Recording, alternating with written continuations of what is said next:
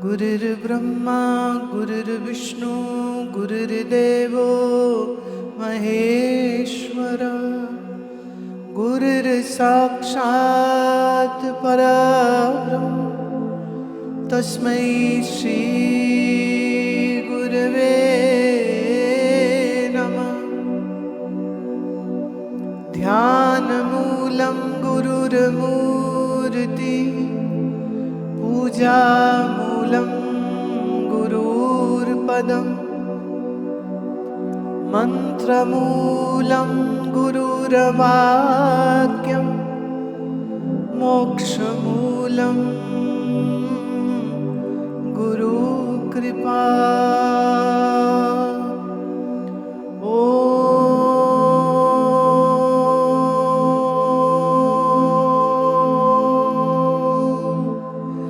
शांति शांति शांति।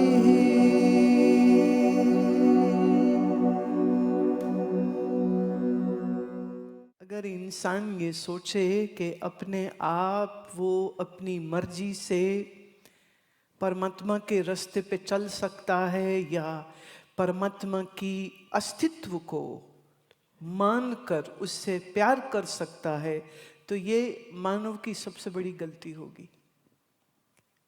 Human beings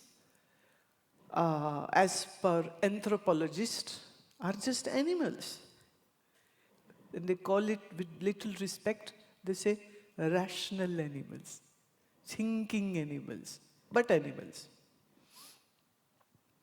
अब आप मेरे को ये बताइए, जो सिर्फ जानवर है वो ज्ञान को समझ सकता है क्या? सत्संग को समझ सकता है क्या? ध्यान को समझ सकता है क्या? सदग्रंथों को समझ सकता है? गुरबाणी के अर्थों को समझ सकता है?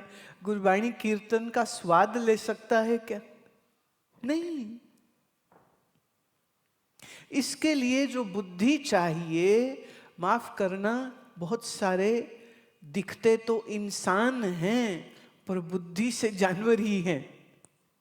तो वो those who look like human but actually are behaving like an animal, even for them to be in relationship with God is something which is near to impossible. दिखते हैं वो इंसान जैसे, लेकिन उनके पास सोच नहीं, समझ नहीं, विचार नहीं, ज्ञान नहीं, ध्यान नहीं, और उसकी जरूरत भी लगती नहीं है। इसलिए हमारे संतों ने ये बात कही कि हम अपनी इच्छा से इस राह पे चलना भी चाहे तो हमको तो अकल ही नहीं, हम चलेंगे कैसे?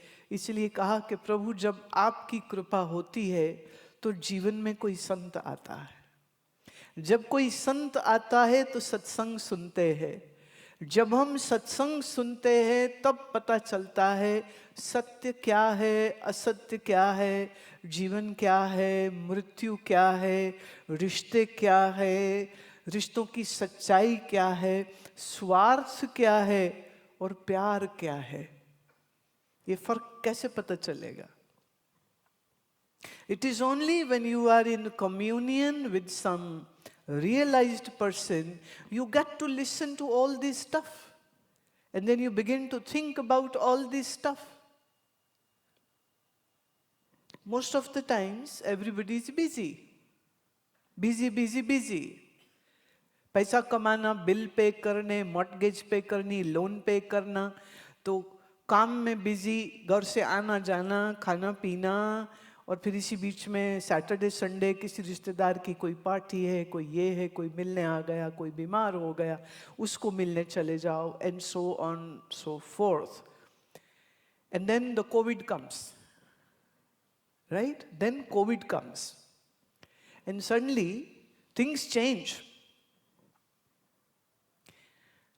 पहले किसी के घर में कुत्ता हो और कोई उसके गेस्ट आए तो वो पूछते थे, भाई ये कुत्ता वैक्सीनेटेड है?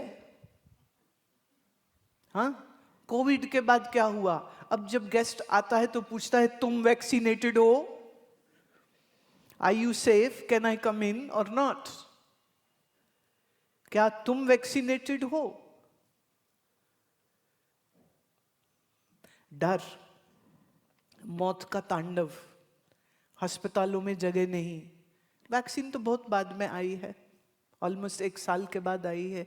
1 साल मौत का नंगा नाच हुआ। क्या अमीर, क्या गरीब, क्या मिलियनर, बिलियनर, ट्रिलियनर कि क्या कोई गरीब आदमी जो इन्फेक्टेड हुआ और अगर उसकी हेल्थ पहले से कॉम्प्रोमाइज्ड थी तो वो बहुत परेशानी में गए। और फिर कितने लोग left and right, people were dying, and there's a line of ambulances outside the hospitals and no seat inside, and they're just waiting, and many just died in those ambulances. मैं ये समझती हूँ कि ईश्वर का ये भी एक ऐसा नमूना था, जो गधा अकल वाले लोग थे, वो उसने उन सबको बताया कि एक छोटा सा वायरस तुमको हरा सकता है, तुम्हारे घुटने जमीन पे लगा सकता है, तुमको तुम्हारे घर में कैद कर सकता है। हाँ, एक लुधियाना में एक आदमी को कोविड हुआ, अस्पताल भर्ती हुआ, फिर ठीक हो गया, फिर बाद में मुझे मिला तो कहता है, वो पुलिस में ऑफिसर है, कहता है पर मैंने कुत्ते की जिंदगी क्या होती है वो अस्पताल में जाकर के देखी, क्योंकि सब डर रहे थे, डॉक्टर क्या, नर्स क्या। तो वो बोले अगर खाना भी ना ऐसे प्लेट यूं सरका देते थे कि उठा ले, नजदीक कोई आने को तैयार नहीं है, और बुखार है, and the food is being given from, yeah, distance is required, but not from doctors, but here the doctors and the nurses, so we are just behind that glass and we are inside stuck. And my wife kicked me out the moment she came to know I have COVID. She kicked me out. She said, you die, not me, not my children, you get out.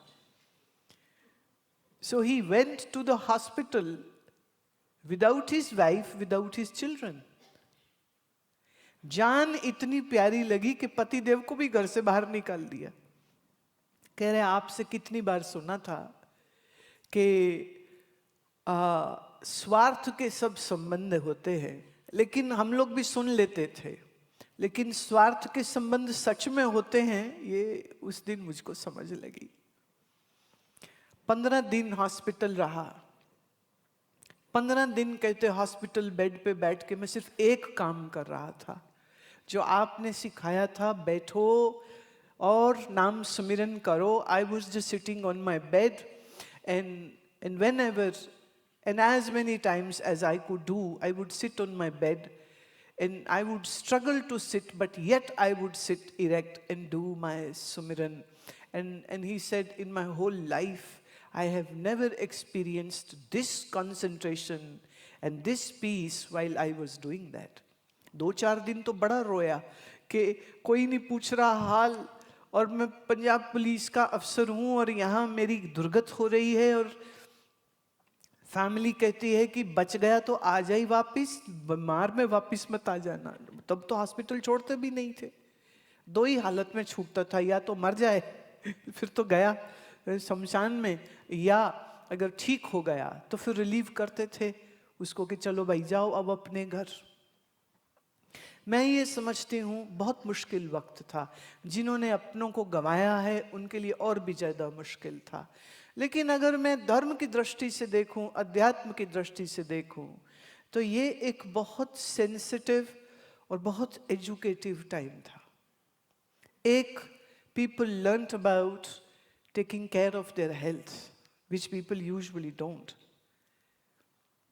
Because if you have diabetes or heart problem or BP or asthma, these people were more endangered from this infection. So all those who didn't have these complications were still in a better situation. अजीब बात यह है, हम जिंदगी की कदर नहीं करते, अपने स्वास्थ्य की कदर नहीं करते, और जब जिंदगी पर इस तरह से कोई रोग, कोई मुसीबत जब आती है, कई बार बड़ी देर हो जाती है और आदमी संभल नहीं पाता है, और अगर मर ही गया तो फिर बात ही खत्म हो गई। नेपाल से मेरे कुछ प्यार करने वाले कोविड के बाद जब आश्रम खोला तो नेपाल से, जनकपुर से एक हमारे बहुत प्यारे भक्त है वो आए। तो मैंने माँ बेटा दोनों को देखा। तो मैंने पूछा, मैंने कहा तुम्हारे पापा नहीं दिख रहे, कहाँ रूम में है क्या? कहते नहीं, वो तो मर गए, ही डाइड। क्योंकि कोविड से ठीक पहले उनको कैंसर हो गया था और कोविड के टाइम पे कॉम्प्लिकेशंस कुछ हो गई और उनका शरीर चला गया।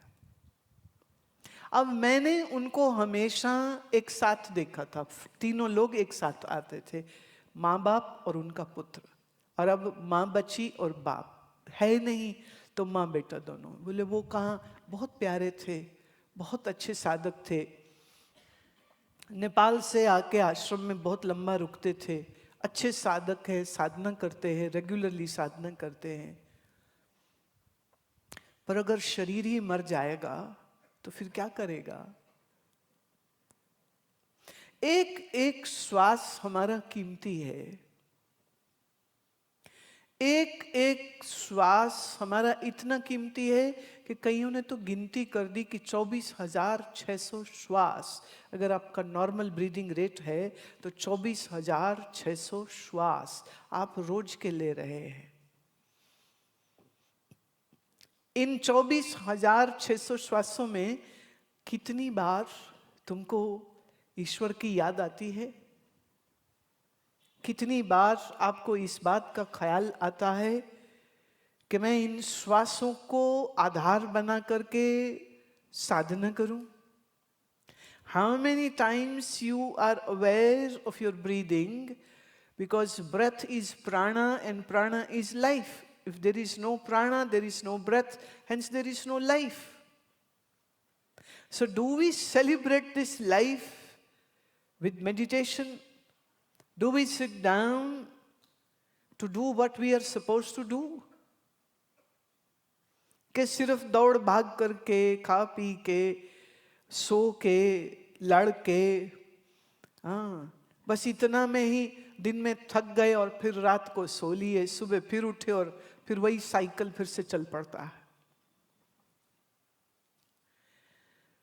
इस बात का ख्याल कि हम इस मानव जीवन में ही सत्य की प्राप्ति कर सकते हैं, ईश्वर की प्राप्ति कर सकते हैं, अपने जन्म जन्मांतर के बंधनों को तोड़ सकते हैं, इसी मानव जीवन में हम मोक्ष की प्राप्ति कर सकते हैं और अपने अज्ञान के पर्दे को हटा के उस सत्य को जान सकते हैं। और एक बार आपने सत्य की प्राप्ति कर ली, ख्याल करना, सत्य की प्राप्ति के लिए एक ज्ञानी गुरु चाहिए और आपके अंदर जानने की इच्छा होनी चाहिए। If you have a burning desire to know what the truth is, and you have fortunately an access to a realized person, and you spend time in communion, in listening and understanding, then it is possible that you can achieve the self-realization in this very life, and that doesn't require too much of effort, just little effort is enough. दुनिया में कुछ भी करने के लिए या प्राप्त करने के लिए इतनी मेहनत करनी पड़ती है, इतनी मेहनत करनी पड़ती है। एक मास्टर्स की डिग्री लेनी हो तो स्कूल के 12 साल प्लस 3 साल बैचलर्स के, फिर 2 साल मास्टर्स के, तो आपके 16-17 साल निकल जाते उस डिग्री को पाने के लिए। ट्यूशन फी, आना जाना, पढ़ाई करना, इम्तिहान देना और सब कुछ। और यहां मैं सत्य की प्राप्ति की बात कर रही हूं, उसके लिए 17 साल नहीं। सच कहूं तो अगर आपके अंदर जिज्ञासा सच्ची हो, जानने की भूख हो, वैराग्य हो, तो शायद 17 महीने में काम हो जाए या 1 ही साल में काम हो जाए या जैसे परीक्षित को हुआ था, 7 ही दिन में सत्य की प्राप्ति हो गई। 7 दिन में, सिर्फ 7 दिन राजा परीक्षित सुखदेव स्वामी के साथ बैठते हैं और सुबह से लेके शाम तक इनका सत्संग चलता है, जिसको हम श्रीमद् भागवत कहते हैं। 7 दिन। और इसके पीछे भी कारण है कि परीक्षित को श्राप मिला था एक ऋषि का। कहते हैं ये जंगल में गया और भूख लगी थी, प्यास लगी थी, एक ऋषि के आश्रम तक पहुंच गया। वहां जाके क्या देखते, ऋषि तो ध्यान लगा के बैठे हैं, समाधिस्थ है। और परीक्षित अपनी भूख और प्यास और थकान के मारे ये भूल गया कि ऋषि के साथ व्यवहार कैसा करना चाहिए। तो कहता है, अरे ऋषि उठ, मैं तुम्हारा राजा हूं, मेरा स्वागत करो, उठो। अब ऋषि तो ध्यान में है, वो उठे नहीं। इतना गुस्सा आया कि उनके आश्रम में एक मरे हुए सर्प को पकड़ा और उठा के ऋषि के गले में डाल दिया। कहते जैसा ये सांप मरा हुआ है ना, ऐसे ही तू भी मरा हुआ। ऋषि का पुत्र वापिस आया तो क्या देखता है कि उनके पिताजी तो ध्यान में बैठे हैं और गले में मरा हुआ सांप। इतनी बदतमीजी कौन कर गया? अब ऋषि का बेटा है, खुद ऋषि है, उसको जानने में देर न लगी कि ये हरकत तो परीक्षित ने करी। अपने कमंडल से हाथ में जल लिया और श्राप दिया कि राजन, जिस मरे हुए सर्प को तूने मेरे बाप के गले में डाला है, सर्प जाति का तक्षक नाग तुझे 7 दिन में आके डसेगा और तू मरेगा। एक महात्मा, एक ऋषि का ऐसा अपमान तुमने किया।